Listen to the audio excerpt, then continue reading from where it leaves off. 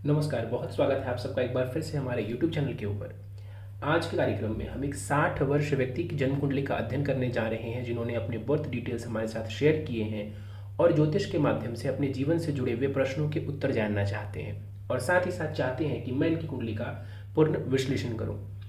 आगे बढ़ने से पहले हर बार की तरह आप सबसे निवेदन है, यदि अभी तक आपने हमारे चैनल को सब्सक्राइब नहीं किया है तो आप इसे सब्सक्राइब कर दें और बेल आइकन दबाना ना भूलें। साथ ही साथ यदि आप सब भी इसी प्रकार अपनी कुंडली का विश्लेषण करवाना चाहते हैं, मुझसे संपर्क करना चाहते हैं, तो स्क्रीन के ऊपर दिए जा रहे व्हाट्सएप नंबर के ऊपर आप हमसे संपर्क कर सकते हैं। सीधे आ जाते हैं आज के इस कार्यक्रम के ऊपर और इनके बर्थ डिटेल्स को आप सबों के समक्ष रख देता हूँ। इनका जो जन्म हुआ है वो हुआ है 27 नवंबर 1963 को। जन्म का जो समय है वो है 3:10 दिन में और जन्म का जो स्थान है वो है जम्मू एंड कश्मीर। इन्होंने अपने बारे में बताया है कि इन्होंने टेक्सटाइल की पढ़ाई की है और लगभग 1984 से इसी क्षेत्र में काम कर रहे हैं, नौकरी कर रहे हैं और कई जगहों पर इन्होंने अच्छी नौकरियां की है। कहते हैं कि दिसंबर 2020 से जहां पर ये नौकरी कर रहे हैं वहां पर परेशानी वगैरह चल रही है, तो उसके बारे में जानना चाहते हैं। दिसंबर 2023 से कंसल्टेंसी के काम से भी जुड़े हैं, तो उसके बारे में भी जानना चाहते हैं कि उसका भविष्य कैसा रहेगा, उसमें आगे कैसा फ्यूचर दिखता है। इसके अलावा अपने स्वास्थ्य को लेकर के भी इन्होंने सवाल पूछा है कि एक ऑपरेशन इनका हुआ है कुछ समय पहले इनके रेटिना का, तो उसके बारे में भी जानना चाहते हैं। इसके अलावा अपने फाइनेंशियल स्थिति को भी यह जानना चाहते हैं कि वो आगे कैसी रहेगी। तो ये इनके कुछ सवाल हैं। इसके अलावा भी कुछ और सवाल हैं इनके, जिनको हम विस्तार पूर्वक लेंगे आखिर में। लेकिन सबसे पहले चलते हैं इनकी लगन कुंडली की तरफ, जो कि हमारे समक्ष है। कुंडली समझे तो 1 नंबर से प्रारंभ हो रही है, यानी कि मेष लगन की पत्रिका बन जाती है और चंद्रमा देखें तो जाकर के कुंडली के 12वें भाव में यानी कि मीन राशि में जाकर के बैठे हुए हैं। लग्नेश जो मंगल है वो 9वें भाव में जाकर के बैठे हुए हैं।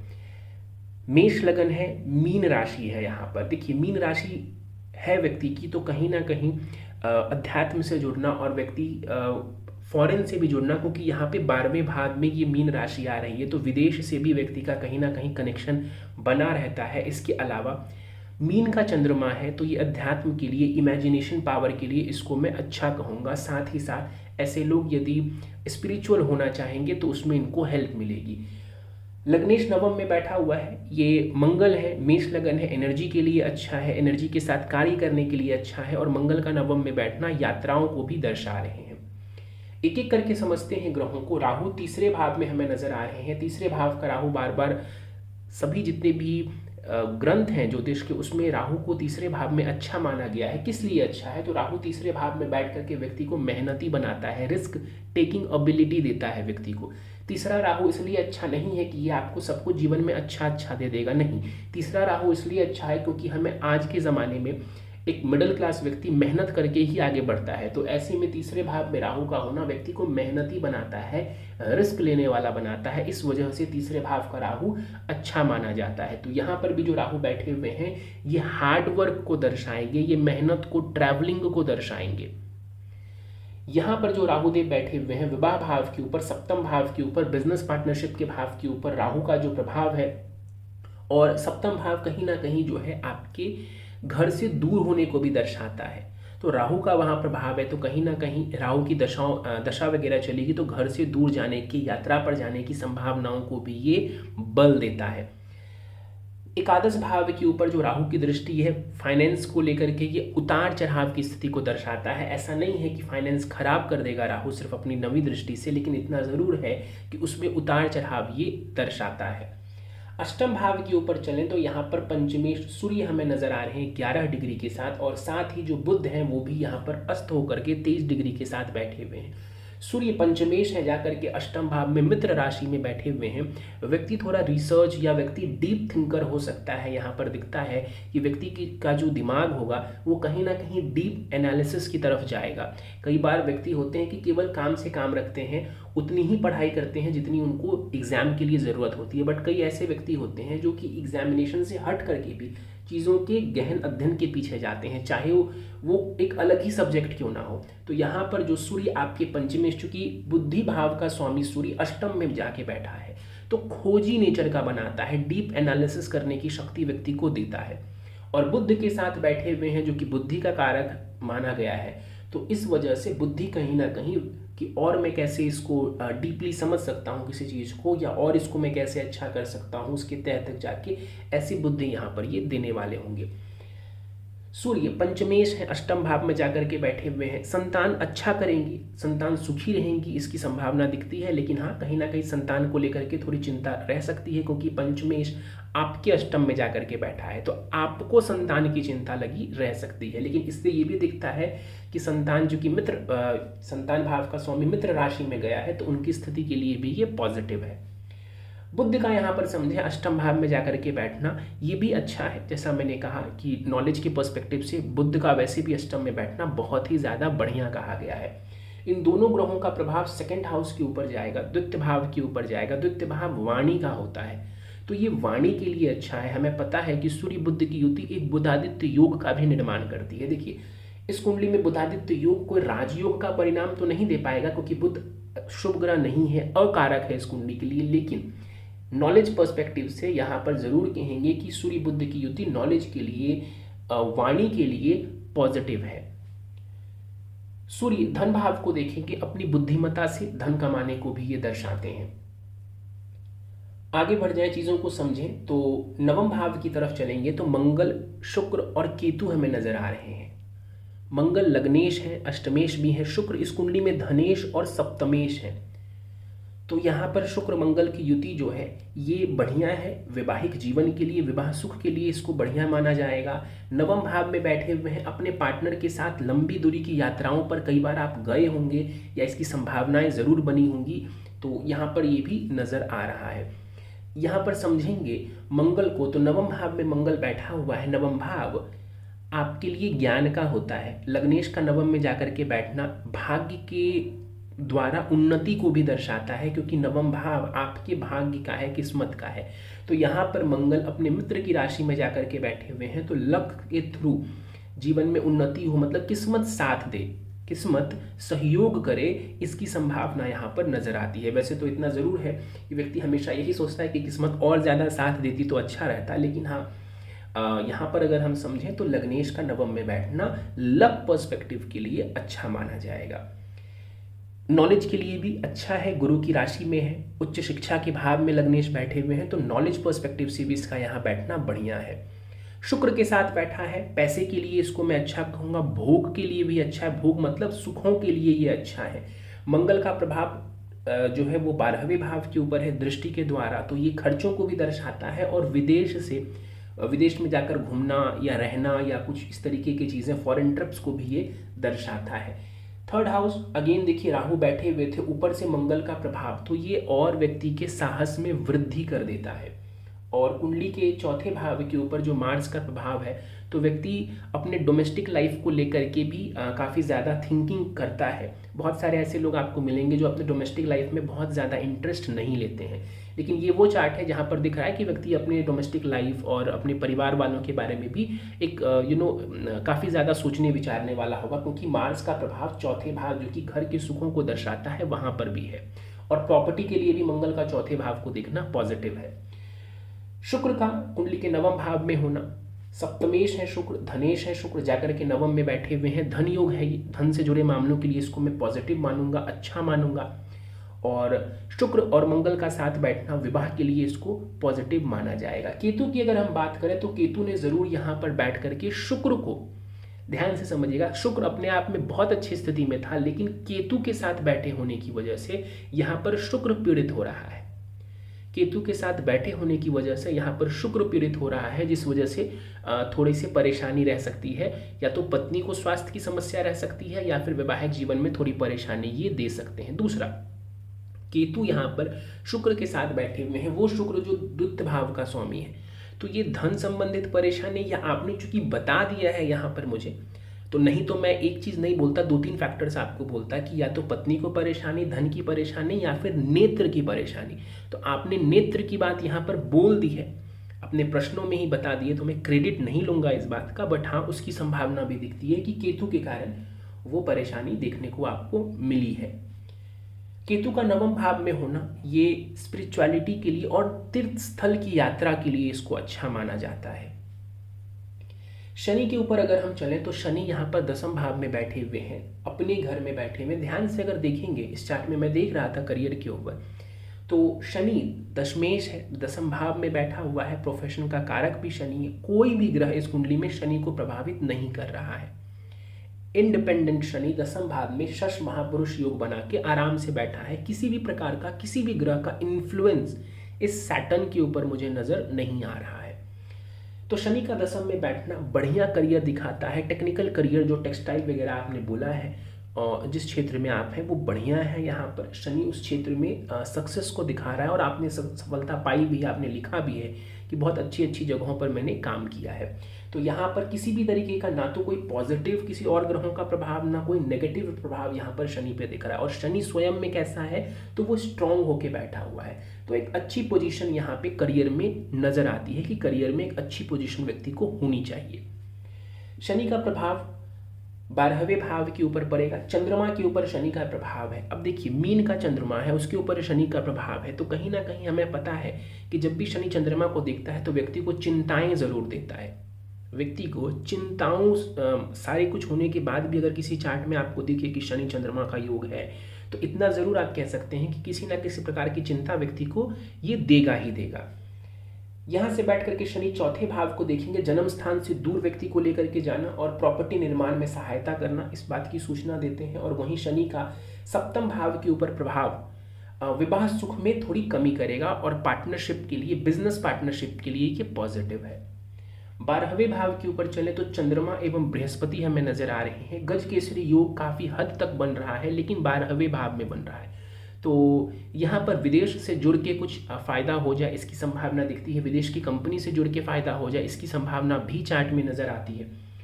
इसके अलावा यहाँ पर समझे तो भाग्येश उठ करके 12वें भाव में जाकर के बैठे हुए हैं। तो कहीं ना कहीं विदेश जाने से फायदा, विदेश से संबंधित कुछ कार्य अगर आप करें तो भी वहां से आपको कुछ लाभ मिलता हुआ दिखता है।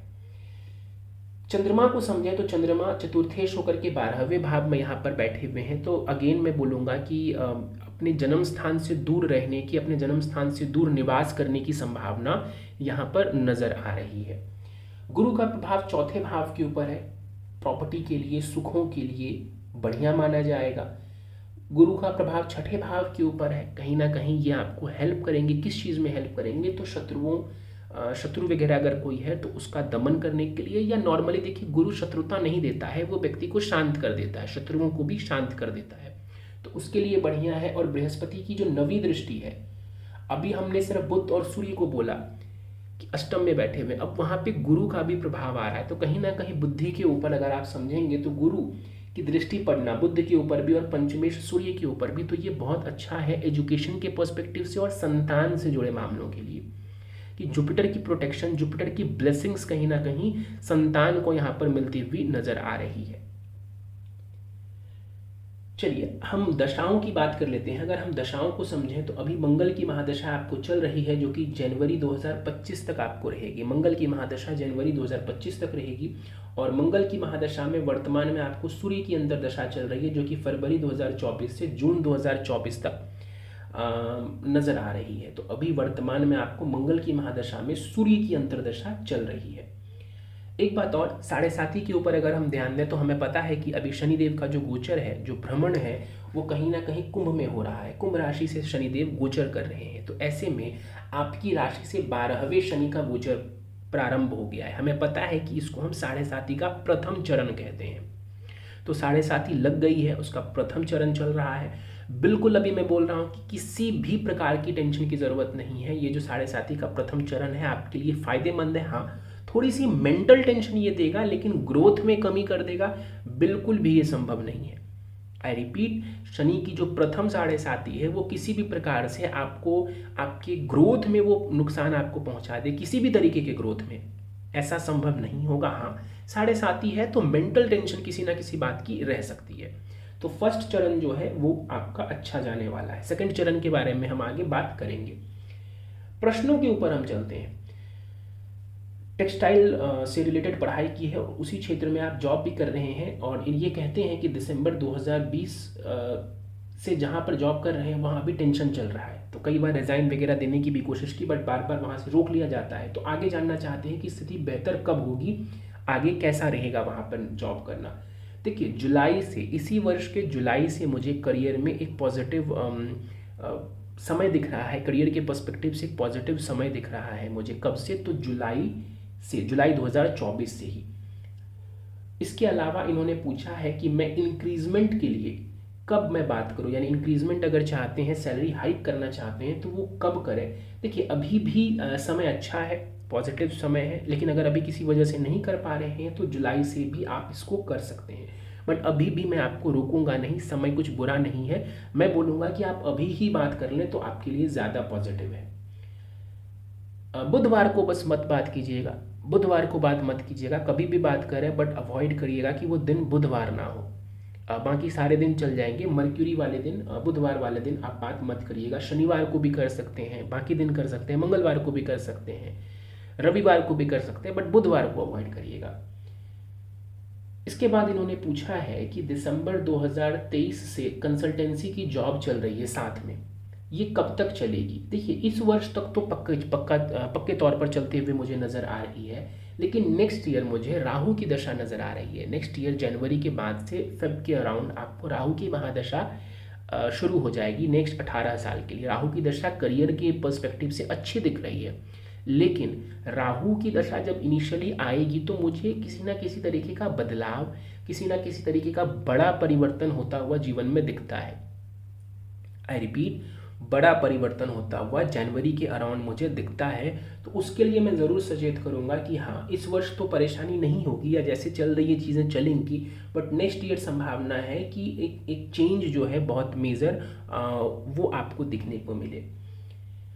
क्या कंसल्टेंसी में ही परमानेंट जुड़ने की कोशिश करूं या जैसा चल रहा है मैं चलने दूं। देखिए आपके चार्ट, ये जो सवाल है ना, इस सवाल के लिए मैंने बड़े ध्यान से आपके चार्ट को देखा। देखिए आपके अंदर कंसल्टेंसी का तो हुनर है ज़रूर, इस क्योंकि गुरु बहुत आपको सपोर्ट कर रहा है, लेकिन करियर के ऊपर कहीं से भी मुझे कंसल्टेंसी वाले ग्रहों का प्रभाव, दूसरों को गाइड करने वाले ग्रहों का प्रभाव मुझे नज़र नहीं आया। आई रिपीट, कहीं से भी मुझे कंसल्टेंट, अगर आप दसम भाव को देखेंगे, मैंने कहा सिर्फ शनि का प्रभाव है आपके करियर पे और किसी भी प्लैनेट का प्रभाव नहीं है।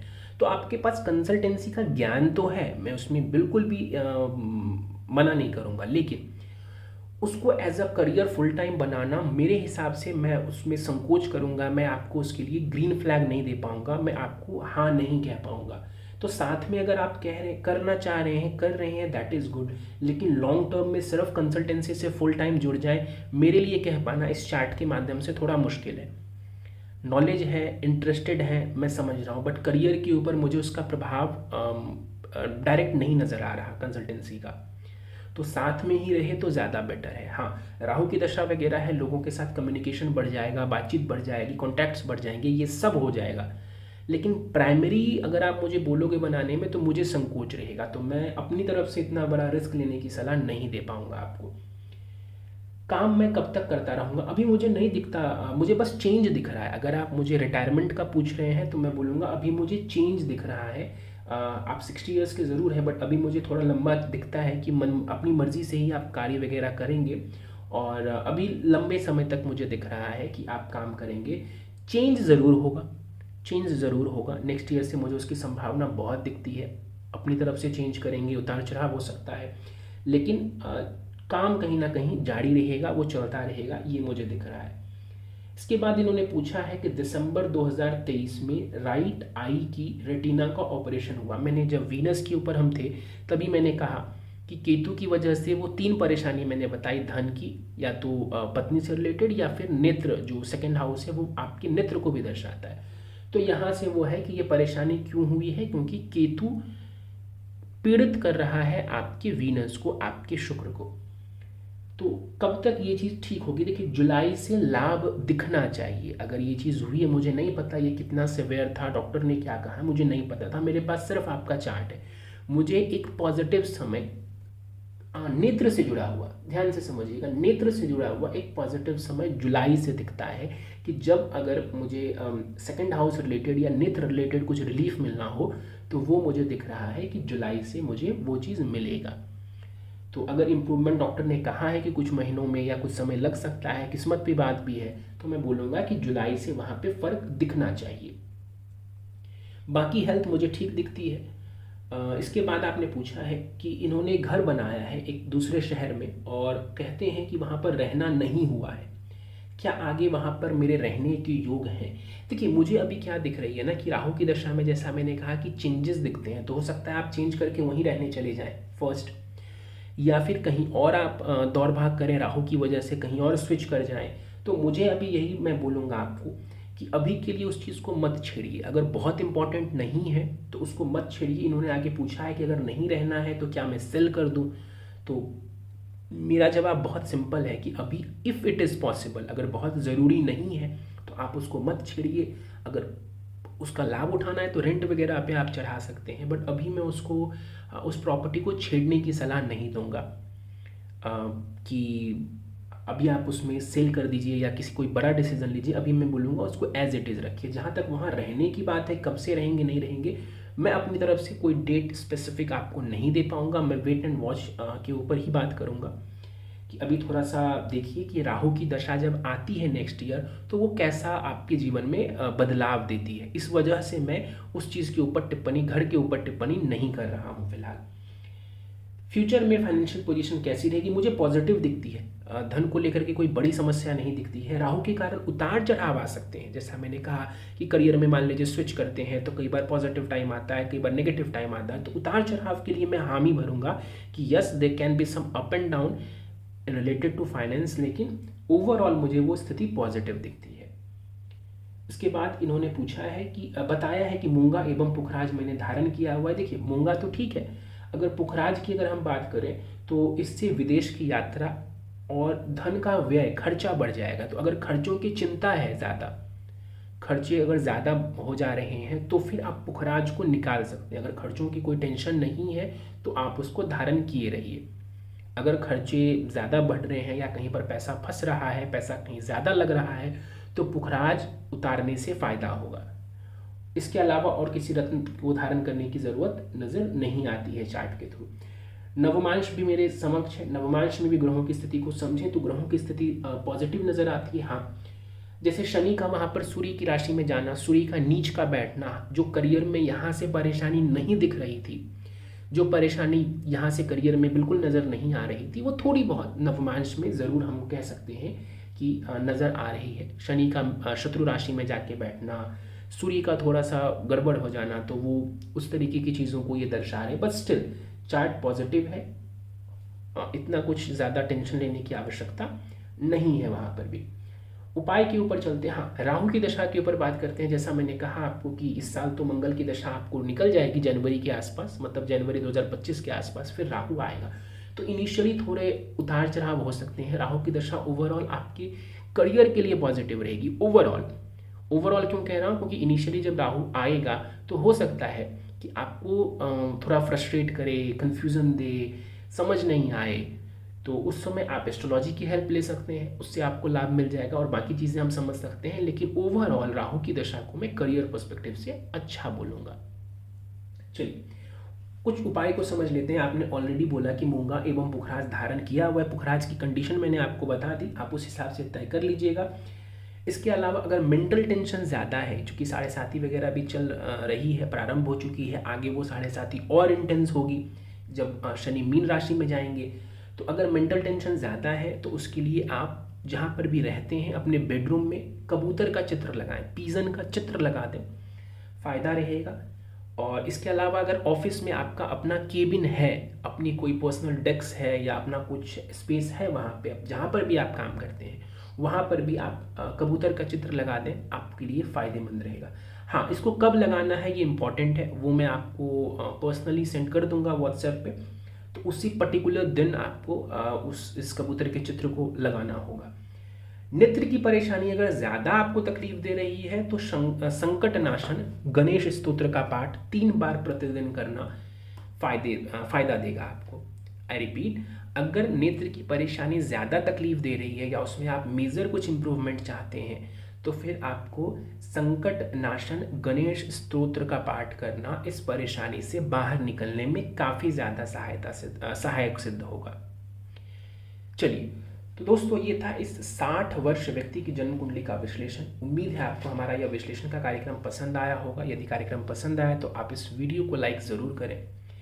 ऐसे और कार्यक्रमों को देखने के लिए चैनल को सब्सक्राइब करना ना भूलें। यदि आप भी इसी प्रकार अपनी कुंडली का विश्लेषण करवाना चाहते हैं, संपर्क करना चाहते हैं हमसे, तो स्क्रीन के ऊपर दिए जा रहे व्हाट्सएप नंबर के ऊपर आप हमसे संपर्क कर सकते हैं। इस वीडियो में फिलहाल इतना ही। आप सभी का बहुत बहुत धन्यवाद।